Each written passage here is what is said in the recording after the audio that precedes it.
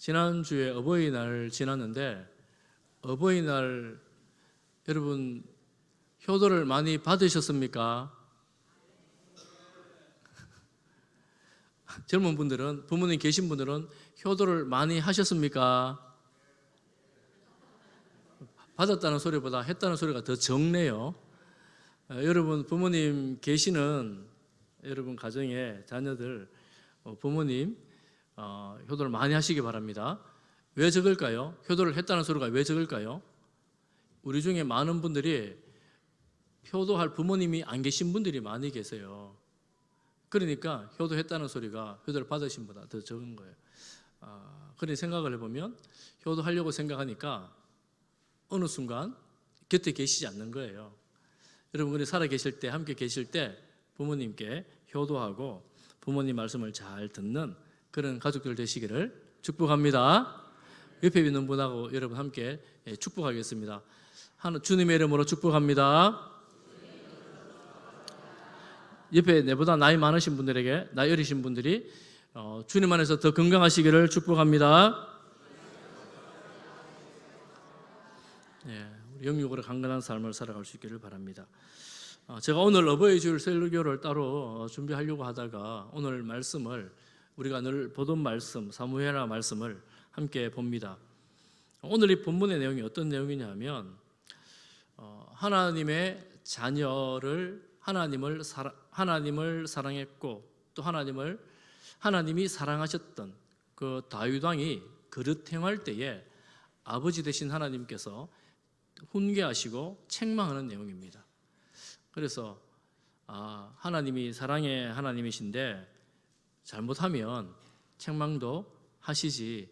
그럼 우리 부모님도 저희들에게 책망을 많이 하셨는데 오늘은 이 말씀을 통해서 그 사랑의 훈계를 부모님께 듣는다 생각하고 사랑의 훈계를 듣는 것도 의미가 있겠다 이런 생각이 들었습니다. 신명기 8장 5절 말씀에 너는 사람이 그 아들을 징계한 것 같이 내 하나님 여호와께서 너를 징계하시는 줄 마음에 생각하고 내 하나님 여호와의 명령을 지켜 그의 길을 따라가며 그를 경외할지니라 이렇게 말씀하셨어요. 그러니 기독교 우리가 믿는 하나님은 사랑의 하나님이십니다. 그리고 그릇되고 잘못된 길을 가는데도 모든 것을 다 품으셔서 사랑하시지는 않습니다. 그런 일에 대해서는 훈계하시고 책망하시고 징계하시는 공의의 하나님이십니다. 하나님의 이 사랑과 하나님의 공의가 우리 가운데 같이 있어야 되죠. 그런 하나님을 오늘 말씀을 통해서 한번 보려고 합니다. 여러분 지난주에 말씀이 혹시 기억나십니까? 지난주에 어떤 말씀이 들었느냐 하면 다윗이 무소불위의 권력으로 사람을 보내 남편이 있는 아내를 자기 침상에 데려왔고 또 그 남편을 그의 권력으로 전장에 보내서 사망하게 하는, 전장에서 살인하는 그런 범죄를 저질렀습니다. 그렇지만 다윗의 그 일에 대해서 어느 누구도 말을 할 수가 없습니다. 그때 하나님은 그 모든 것을 아시고 그에게 사람을 보내십니다. 다윗이 범죄함에도 불구하고 너무나 뻔뻔스럽게 그 자리를 지키고 있고 얼굴에 철벽을 깔은 듯 버티고 있는 그에게 선지자를 보내서 말씀하십니다. 어쩌면 다윗은 자기가 완전 범죄를 저질렀고 아무도 이 사실을 모른다고 생각할 수가 있습니다. 그렇지만 어떤 신학자는 이렇게 말해요. 벌거벗은 임금입니다. 왜냐하면 다윗 왕궁 곁에 있었던 그 우리아의 집, 그리고 우리아의 아내 바세바가 임신한 것을 보고 저 아이는 왕의 아이라는 것을 알만한 사람은 다 알고 있었다라고 말을 합니다. 다윗은 몰랐지만 주변 사람들은, 알만한 사람들은 다 아는 그런 범죄였다는 것입니다. 만약에 누군가가 이런 사실을 떠들고 다녔더라면 다윗의 준엄한 왕권이 가만히 두지 않았었겠죠. 감옥에 가두어버리면 그만입니다. 다윗은 스스로 생각했을 것입니다. 누가 알랴? 나의 이 완벽한 범죄를 알 사람 다 알고 있는데도요. 아니면 이렇게 생각했을 수도 있습니다. 내가 일국의 왕이 아닌가? 이 정도 일은 괜찮은 것 아닌가? 이 주변 나라들을 보라고 이것보다 훨씬 더 심각한 악을 저지르고 있지만 떳떳하게 잘 살고 있지 않는가? 이 정도는 괜찮아. 여러분 과연 괜찮을까요? 상상력을 한번 펼쳐봅니다. 성경에 나오지 않지만 상상력을 펼쳐봅니다. 나단 선지자는 하나님의 보내심을 받습니다. 하나님의 말씀을 받습니다. 네가 다윗에게 가거라. 그리고 이렇게 전하해라. 나단 선지자가 곰곰이 생각을 해보니 다윗이 과거의 다윗이 아니에요. 하나님을 찾고 하나님 말씀에 귀를 기울이고 하나님의 뜻을 구했던 그런 다윗이 아닌 거예요. 그리고 가려고 보니까 내가 언제 다윗 왕 앞에서 하나님의 뜻을 전했던가 생각나지 않을 만큼 너무나 다윗과 멀어진 거예요. 다윗은 자신의 일에 대해서 자신을 스스로 합리화하면서 권력 뒤에 숨어 있습니다. 잘못을 말했다가는 그의 칼에 자신의 생명조차 연명하지 못할 지경이 된 것입니다. 눈앞에 보이는 최고 권력 왕 앞에서 눈앞에 보이지 않는 우주의 하나님의 말씀을 들을 것인가? 아니면 목숨을 걸고 다윗 왕 앞에 나갈 것인가? 갈등과 고민 끝에 순교를 각오하고 철저하게 준비된 하나님의 말씀으로 다윗 왕을 신방합니다. 철저하게 개인 신방이죠. 신방을 합니다. 그리고 설교를 합니다. 오늘 나단의 이 설교 읽었던 우리의 본문은 신학자들, 설교학자들이 주장하는 이야기식 설교라는 게 있습니다. 이야기식 설교라는 게 있는데 이야기식 설교의 만점 설교입니다. 한 성읍에 두 사람이 살고 있습니다. 한 사람은 부자이고 한 사람은 가난합니다. 부자는 영과 소가 떼를 이루었고 가난한 사람은 어린 암양 새끼 한 마리를 사서 자기 식탁에서 함께 밥도 먹고 내 잔으로 물도 먹이고 자식들과 함께 자라나고 품에 두고 잠도 함께 자기 때문에 딸과 같이 된 양이었습니다. 그런데 부잣집에 손님이 왔습니다. 이 부자는 이 가난한 자의 양을 빼앗아 손님을 대접했습니다. 가난한 사람의 양새끼를 잡아버렸습니다. 나단의 설교가 이쯤 왔을 때 다윗이 분노하여 노하여 화를 내서 아니 이스라엘 땅에서 이런 악한 일이 어떻게 있을 수 있단 말이냐. 그 자를 당장 죽여라. 아니 그 자가 범한 죄에 대해서 피해 입은 그에게 4배나 갚아라. 율법의 기준으로 법적으로 정의를 하고 사형을 선고합니다. 여러분 잠깐 생각하고 갈 내용이 있습니다. 나단의 설교는 그야말로 만점 설교입니다. 저를 포함한 모든 설교자들이 설교를 준비하면서 오늘 이 설교를 들으면 우리 성도님들 어떻게 반응할까? 어떻게 생각할까? 마지막까지 교정을 하면서 정말 하나님의 말씀이 그들의 심령에, 그들의 마음에, 그들의 생각에, 그들의 가치관에, 성도들의 생활에 스스로 결론 내리고 스스로 적용하여 때때로는 울기도 하고 때때로는 분노하기도 하고 때때로는 내 생각과 삶을 바꿔야 되겠다고 결단하고 적용해내는 그런 설교를 다들 말은 하지 않지만 표현은 하지 않지만 그런 마음으로 설교를 준비할 것입니다. 그런데 지금 다윗이 그렇게 반응을 하고 있네요. 다윗은 나단의 이 이야기식 설교를 듣고 화를 내면서 그리고 이렇게 해야 된다라고 대안까지 제시합니다. 그렇지만 이 설교는 아직 서론에 불과합니다. 이제 본론이 시작이 됩니다. 이스라엘 하나님 여호와의 말씀을 들어라. 7절 말씀 보십시오. 당신이 그 사람이라. 내가 너에게 왕권을 주었고 나라를 주었고 내 주인의 집안까지 다 주었다. 네가 뭔가가 부족했더라면 내가 이것저것 더 주었을 것이다. 이렇게 말합니다.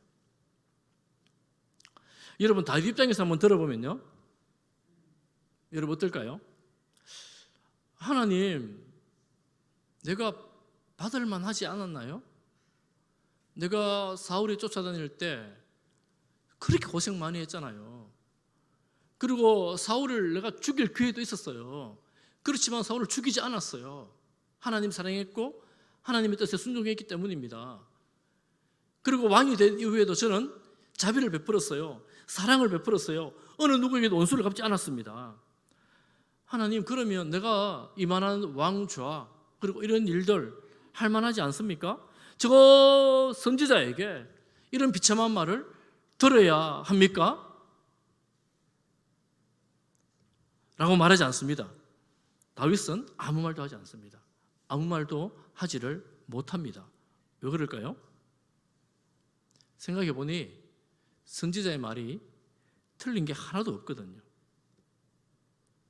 시골 목동 출신을 왕으로 기름을 부어 오늘 이 시간 이 자리까지 있게 하신 모든 것이 하나님의 은혜라는 사실을 그는 너무나 잘 알고 있었습니다. 그러니 한마디 말도 할 수 없습니다. 제가 우리 교회 어르신들 신방장님 가끔 이런 말씀을 드렸지만 제가 신방을 갈 때마다 병원에 가서 가끔씩 정신이 있으시면 무슨 찬송 좋아하냐고 제가 늘 묻습니다. 혹시 신방 안 받아보신 분들은 꼭 한 개 생각해 놓으셔야 돼요. 당황스러워하지 마시고 이런 좋아하는 찬송을 찾아 놓으시기를 바랍니다. 무슨 찬송을 좋아하냐 하면 한 두세 곡 정도가 있어요. 랭킹 1, 2위 중에 한 곡이 찬송가 301장입니다. 지금까지 지내온 것 주의 크신 은혜라. 여러분 좋아하시지요? 네, 얼마나 좋습니까? 지금까지 지내온 것 주의 크신 은혜라. 얼마나 은혜로운 곡입니까? 이 찬양을 하면 그렇지, 내가 지금까지 오늘 이 시간까지 살아온 것, 오늘 이 시간에 이렇게 앉아 있는 것 정말 주님의 크신 은혜라. 여러분 고백할 수 있는 것 아닙니까? 이 험하고 그친 세월을 지나오면서 하나님께서 나를 붙드시고 지켜주셨고 인도해 주셨기에 오늘 이 자리에 있게 된 것이지 주님의 은혜지 거절할 수 없잖아요. 그러니 내가 마땅히 주 앞에 나와서 예배를 드려야지. 그저 예배 드리는 것이 내가 할 수 있는 최선의 것이기에 하나님을 찬양하고 하나님께 예배를 드리는 것 아닙니까? 할렐루야. 이 고백이 여러분 심령에 끝까지 살아있기를 축복합니다. 이 은혜로 내가 살아간다, 이 말씀이죠. 하나님은 이렇게 말씀하십니다. 내가 어찌하여 여호와의 말씀을 업신여기고 나보기에 악을 행했느냐. 하나님의 말씀을 듣지 않았다는 것입니다. 하나님의 말씀을 업신여겼다고 말합니다. 하나님의 말씀을 업신여기는 것은 또한 하나님을 업신여기는 것과 다르지 않죠. 네가 암몬 사람의 칼에 우리아를 죽였으니 너의 집에 칼이 떠나지 않을 것이다. 너는 은밀한 중에 행한다고 했지만 남편 있는 아내를 네가 범했으니 너의 아내가 대낮에 다른 사람들에게 농락을 당하게 될 것이다. 너무나 두려운 말씀입니다. 이런 일들이 앞으로 일어날 거라는 것입니다. 하나님께서 이 다윗에 대해서 그냥 넘어가 주지를 않는 거예요. 아주 철저하게 살피시고 꼼꼼히 살피시고 모든 죄를 다 드러내시는 것입니다. 여러분, 다윗의 죄가 만약에 그냥 묻혀버렸더라면 공의로운 하나님, 그리고 이로 말미암아 피해를 본 사람은 어떻게 되겠습니까? 하나님의 공의는 어디에 있습니까? 특별히 왕, 책임을 맡은 것이 많은 사람들에게 있어서 죄는 하나님께서 더 엄중히 다루시는 것을 볼 수가 있습니다. 그리고 오늘 본문에서 제가 드리려고 하는 말씀은 하나님은 다윗을 이렇게 엄중히 다스림으로, 죄를 드러내심으로 그를 살려내십니다. 여러분, 죄가 드러나는 것은 수치스러운 일입니다. 혹시 여러분들 과거에, 저도 마찬가지고요, 과거에 아무도 모르는 꼭꼭 숨겨놓았던, 드러나면 안 되는 그런 죄들이 한두 가지 있지 않을까요? 눈도 깜짝이지 마시고 그냥 보십시오. 한두 가지 있지 않을까요? 만약 그 사실이 드러나면 나는 부끄러워서 얼굴을 들지를 못해요. 그 사실이 드러나면 사람들 앞에 서지도 못해요. 어떤 사람들은 여러분 뉴스를 보면 그런 사실들 때문에 극단적인 선택을 하기도 합니다. 야, 그게 무슨 일이기에 그런 결정을 할까요? 하나님은 다윗에게 있어서 이 어둡고 두려웠던 죄를 낱낱이 드러내십니다. 살리시기 위해서. 죄는 놔두면 파멸입니다. 멸망입니다. 다 덮었고 아무도 모른다고 생각하지만 하나님 앞에서 완전 범죄는 없습니다. 혹시 여러분 덮여있고 아무도 모른다면 굳이 다른 사람에게 말할 것 없어요. 하나님께만 말씀하십시오.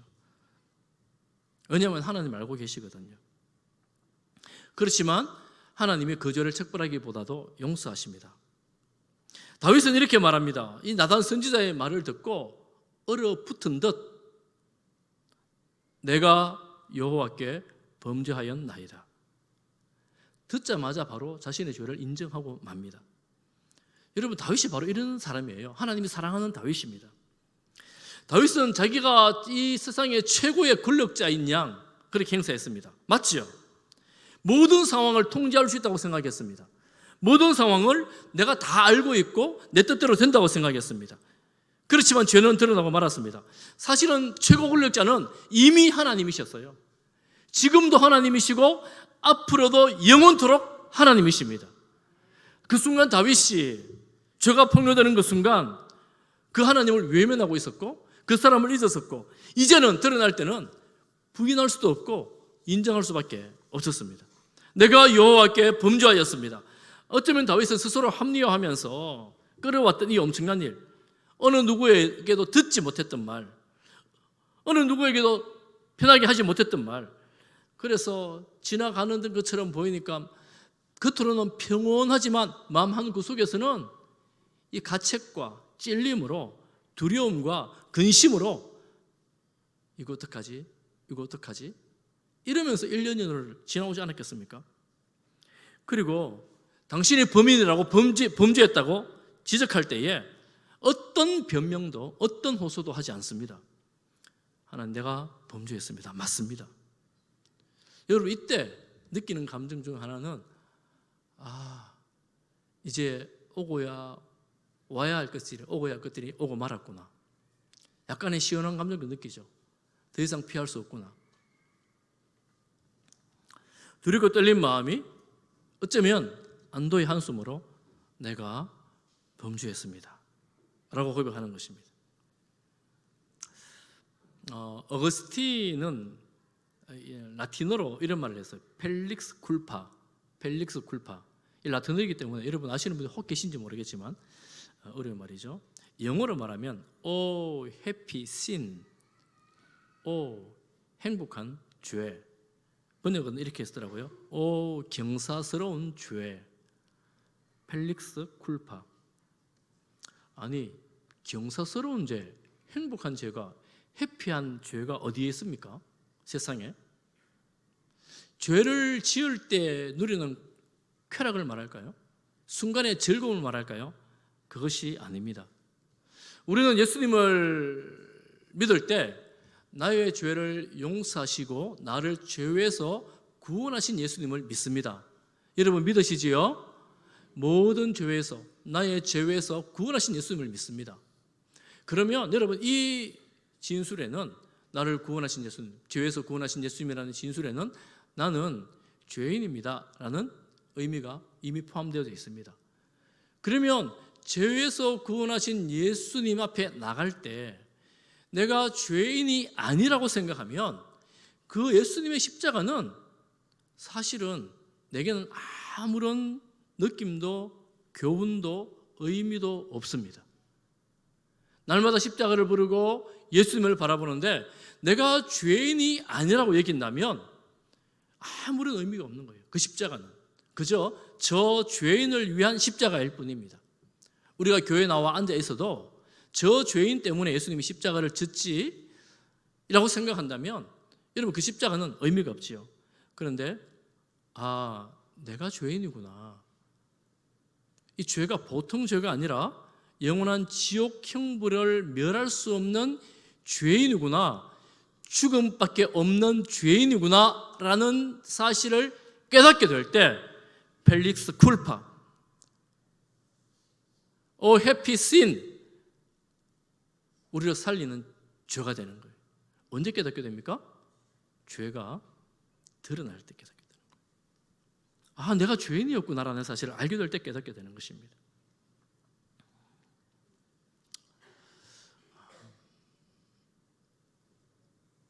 사랑하는 성도 여러분, 여러분 이 바라보고 믿는 예수님 십자가는 여러분들에게는 어떤 의미로 다가와 있습니까? 나를 온전하게 하시고 깨끗하게 하시는 주님의 십자가 보혈을 믿음으로 여러분 마음속에 꼭 담으시기를 축복합니다. 이것이 우리를 살리는 것입니다. 그런데 오늘 본문 14절에 보면 이렇게 말합니다. 이 일로 말미암아 여호와의 원수가 크게 비방할 거리를 얻게 하셨으니 당신의 낳은 아이가 반드시 죽으리라. 그런데 요 전에 13절에 보면 하나님께서 다윗을 용서하셨습니다. 이렇게 말해요. 당신을 사하셨습니다. 당신이 죽지 않을 것입니다. 여러분, 죽는다는 말은 무슨 의미입니까? 다윗이 소리쳤죠. 그런 부자, 악한 부자는 죽어야 된다. 이렇게 말했는데 당신은 죽지 않을 것입니다. 죽을 죄를 받았는데 죽지 않게 됐다는 거예요. 왜요? 하나님께서 용서하셨다는 거예요. 용서하셨어요. 용서하셔서 다윗은 죽지는 않을 것입니다. 구원을 받았어요. 14절에 보면 이 일로 말미암아 여호와의 원수가 크게 비방할 거리를 얻었으니 당신이 낳은 아이가 죽을 것이다. 이렇게 말합니다. 여러분, 원수들로부터 비방받는다는 것이 무슨 말입니까? 예를 들면 이런 것입니다. 사단이 하나님 앞에서 욥을 참소했던 것처럼 비슷한 일이죠. 사단이 이렇게 참소하죠. 하나님 그렇게 사랑하셨고 믿을 만하다고 했던 다윗 별 수 없죠? 하나님 한번 보세요. 하나님 말씀을 저렇게 무시하고 멸시하고 하나님의 이름을 말씀을 듣지 않잖아요. 별 수 없어요. 다윗 버리세요. 더 이상 사랑한다고 그가 뭘 하겠어요? 저렇게 죽었건만 이렇게 배신하고 돌아서는 다윗 무슨 소망이 있습니까? 단호하게 버리세요. 이 소리는 오늘날 사단이 여전히 우리에게 하는 소리들입니다. 네가 그렇게 산다고 무슨 소망이 있다고, 예수님을 믿는다고, 하나님을 믿는다고? 별 수 없어. 똑같은 죄인이야. 믿는다고 말도 하지 마. 너 같은 인간은 믿는다고 말하지 않는 게 더 나아 라고 참소를 합니다. 사단의 음성입니다. 사단이 말합니다. 이런 참소에 대해서 우리가 한번 생각해 봐야 돼요. 그래, 맞아. 내가 무슨 이런 죄를 짓는데, 세상에 아무도 모르는 내 안에 있는 죄가 이렇게 큰데, 아니면 세상이 그렇듯 똑같은 거지 뭐 무슨 구원의 대수가 있나? 뭐 끝나면 그만이지? 이렇게 그저 지나가려고 하는 그들, 사단의 이 참소에 할 말 없이 무너져 내리는 우리 자신을 경험하죠.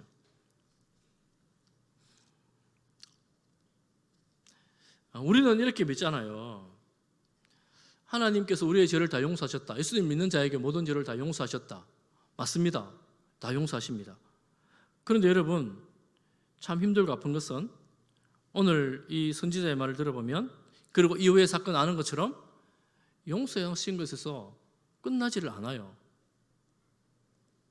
용서하시면 이런 잘못했던 거 다 깨끗하게 지워버리면 정말 좋을 텐데 지워버리지를 않는 거예요. 아이가 죽습니다. 그리고 그 집에 칼이 계속 있습니다. 아들들의 반역이 있습니다. 그 집안이 엉망진창이 되어버립니다. 이런 일들이 앞으로 일어날 거예요. 여러분, 이 본문을 보면서 이 사실들을 빼놓고 본문을 볼 수가 없습니다. 하나님께서 다윗을 용서하셨다는 말에서 끝낼 수가 없습니다. 왜냐하면 죄는 용서받았지만 결과는 남아있거든요. 이것을 어떻게 해석해야 돼요? 외면하고 싶어요. 그렇지만 외면할 수 없습니다. 오늘날 우리도 여전히 마찬가지거든요. 오늘날 우리 똑같습니다. 예수님을 믿으면 우리의 모든 죄가 용서받습니다. 하나님의 용서를 받습니다.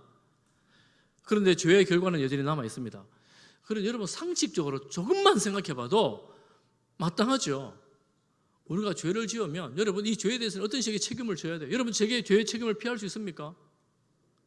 이 사회에서도 그 죄에 대해서는 차선만 잘못 어겨도, 중앙선만 어겨도 벌금을 내야 합니다. 이 죄를 죄의 결과를 우리가 피할 수 있습니까?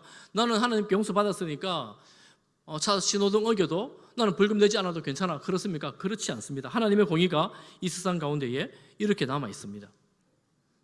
여러분, 그렇지만 이 죄의 결과보다 더 크신 하나님의 은혜가 있습니다. 우리가 다 외우고 있는 말씀, 요한복음 3장 16절 같이 한번 외워보겠습니다. 하나님이 시작. 하나님이 세상을 이처럼 사랑하사 독생자를 주셨으니 이는 그를 믿는 자마다 멸망하지 않고 영생을 얻게 하려 하심이라. 사단은 우리의 죄를 꼭 붙들고 뒷발목을 잡고 너는 멸망해야 돼, 너는 죽어야 돼, 너는 살 수 없어라고 계속 어두움으로 밀어넣지만 하나님은 우리가 멸망하기를 원치 않으십니다. 그렇지만 죄는 해결되어야 돼요. 어떻게 해요? 독생자를 주심으로 예수님께서 우리의 죄를 위해서 죽으십니다. 죽으심으로 우리가 영원한 멸망, 죽음에서는 구원을 받습니다. 그래서 우리는 예수 그리스도를 믿음으로 말미암아 하나님의 사랑 안에서 새 생명을 살아가는 그런 존재들이 되었습니다. 죄가 결과가 남아있다고 해서 우리 결과를 끈끈하게 붙들고 있다고 해서 그 죄가 나와 하나님과의 관계를 끊을 수 없습니다. 하나님은 여전히 우리를 사랑하십니다. 버리지 않습니다. 죄의 결과가 남아 있을지언정 우리를 버리지 않습니다. 우리는 이 사랑 안에서 하나님을 믿습니다. 죄가 때로는 우리 인생을 망가뜨리는 그런 인생이 있어요. 여러분 생각해 보십시오. 마약에 취했다고 생각해 보세요. 마약을 하는 사람 요금이 너무 많다고 하잖아요. 그러면 내가 이제 마약을 하지 않기로 예수님 믿기로 했어요. 그럼 마약의 중독의 결과에서 그 사람이 온전히 자유로울 수 있습니까? 그가 했던 그 실수에 대해서 하나님의 기적 같은 은혜가 없으면 여전히 그 약물의 중독의 상태에서 힘들게 버텨내야 되는 시간들이 있습니다. 알코올도 마찬가지입니다. 여러분, 이런 죄뿐만 아니라 다른 여러 가지 죄악들이 결과들이 우리 삶에 남아있는 것들이 너무나 많이 있습니다. 그렇지만 그런 죄악들이 하나님의 사랑에서 우리를 끊을 수 없습니다. 할렐루야. 우리가 죄악에 허덕인다 할지라도 하나님은 여전히 너는 내 아들이라, 너는 내 딸이라 불러주십니다. 우리는 이 위대한 진리를 믿는 성도들입니다. 하나님은 나를 영원히 버리지 않습니다. 우리를 영원히 버리지 않고 함께 하십니다. 여러분, 그래서 우리가 죄를 싫어해야 돼요. 죄를 미워해야 돼요. 죄를 알게 되는 순간 죄에서 돌이켜야 돼요. 그렇게 살 때 죄의 결과로부터 우리가 심한 피해를 입지 않을 수가 있습니다. 아버지가 아들에게, 그렇다는 아들에게 혼을 내듯, 그리고 아들을 죄를 깨닫게 하듯 하나님께서 우리에게 말씀하십니다. 새 길을 가르쳐 주십니다. 사랑하는 성도 여러분, 주님의 사랑 안에서, 말씀 안에서 살아갈 수 있기를 축복합니다. 우리가 어떤 죄를 범한다 할지라도 하나님의 그 사랑을 의지하여, 징계를 의지하지 않고 사랑을 의지하여 하나님께 나가는 사람들이 성도들이에요. 하나님 우리를 사랑하시니, 나를 사랑하시니 버리지 않고 함께 하시고 길을 열어주시는 하나님을 의지하여 하나님께로 더 가까이 나가는, 하나님을 찾는 주의 백성들이 되기를 주의 이름으로 축복합니다. 여러분, 죄를 인정하는 것은 몹시 고통스럽습니다. 그래, 맞아, 내가 잘못했어, 이렇게 말하기가 참 쉽지 않습니다. 어떻게든 이런저런 변명으로 끝까지 나를 방어하다가 마지막 자리에 있어서 맞네, 내가 잘못했네. 여러분, 하나님께는 그렇게 하지 않아도 돼요. 털끝만한 잘못만 있어도 주님, 죄송해요, 제가 잘못했습니다, 이렇게 고백할 때 하나님 큰 품으로 안아주시고 품어주시고 내가 너를 사랑한다, 너는 여전히 내 아들이야, 내 딸이야 말씀해 주십니다. 그래서 우리는 하나님의 사랑으로 하루하루를 살아가는 주의 백성들입니다. 사랑하는 성도 여러분, 날마다 주님의 사랑을 의지하여 주님과 동행하는 성도들 되시기를 주님의 이름으로 축복합니다.